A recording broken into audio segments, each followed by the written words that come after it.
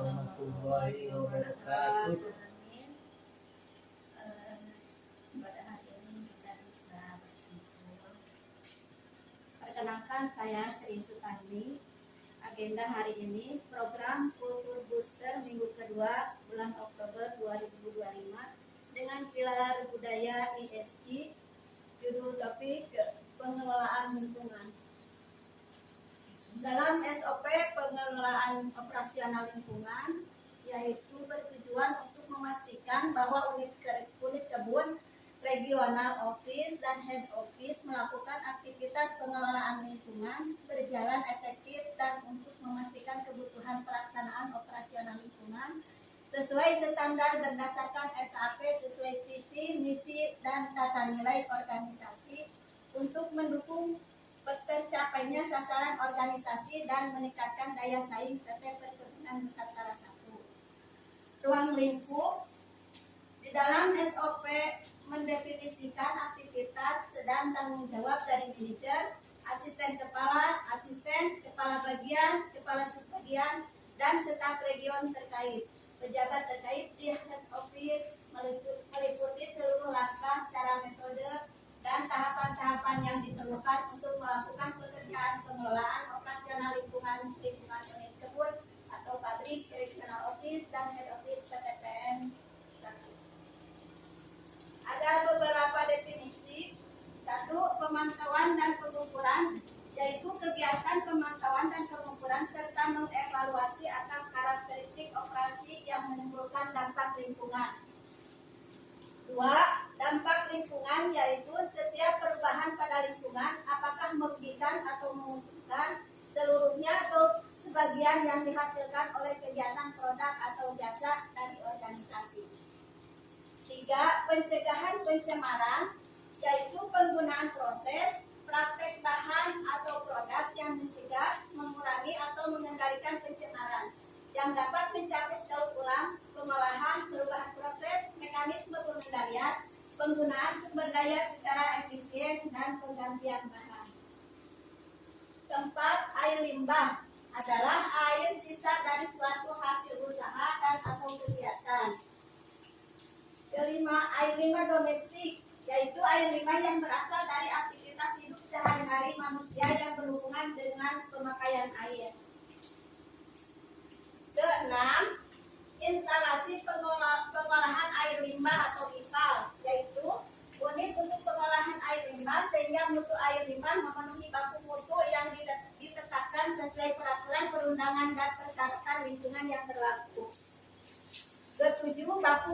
Baku mutu, yaitu ukuran batas atau kadar unsur pencemar dan atau jumlah unsur pencemar yang dipendam keberadaannya dalam kandungan limbah dari suatu usaha dan atau bagian.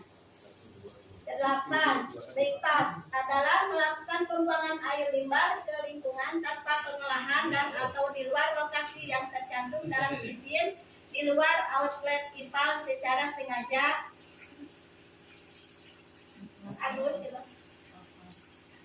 9. Pengenceran adalah melakukan penambahan air secara sengaja pada kolam IPAL dalam pengelolaan pengelolaan limbah cair. 10. Larian atau run off adalah adanya kebocoran baik disengaja maupun tidak disengaja terhadap instalasi IPAL yang dapat mencemari lingkungan sekitar. 11.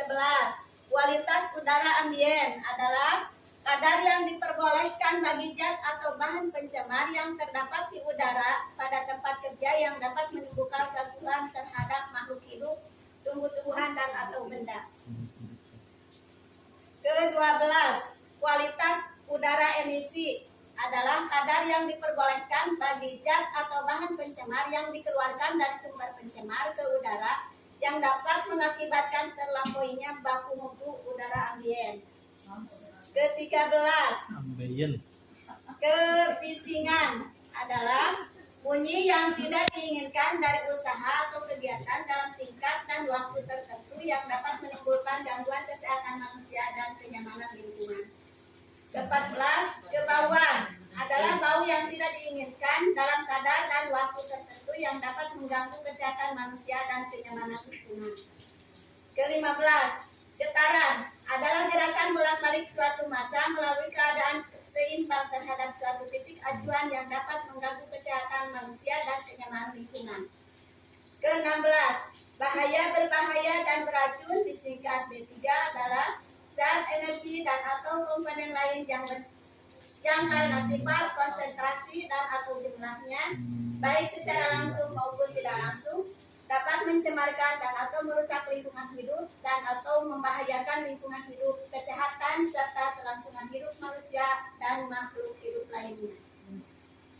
Ke-17, limbah adalah sisa suatu hasil usaha dan atau kegiatan. Ke-18, limbah bahan berbahaya dan beracun, disingkat limbah B3, adalah sisa suatu usaha dan atau kegiatan yang mengandung B3. Ke-19, TPS limbah B3 adalah ruang bangunan untuk melakukan penyimpanan sementara limbah B3 yang memiliki izin dari instansi terkait dan dilengkapi dengan fasilitas sesuatu dengan ketentuan teknis yang dipersyaratkan. Ke-20, dokumen manifest adalah suatu dokumen yang diberikan pada waktu penyerahan limbah B3 oleh penghasil atau pengumpul kepada pihak pengangkut transporter limbah B3 yang didapat dari KLHK yang mencakup informasi penghasil, pengangkut, dan penerima limbah, pemanfaat, pengolah, peninjauan. Pernyataan secara terima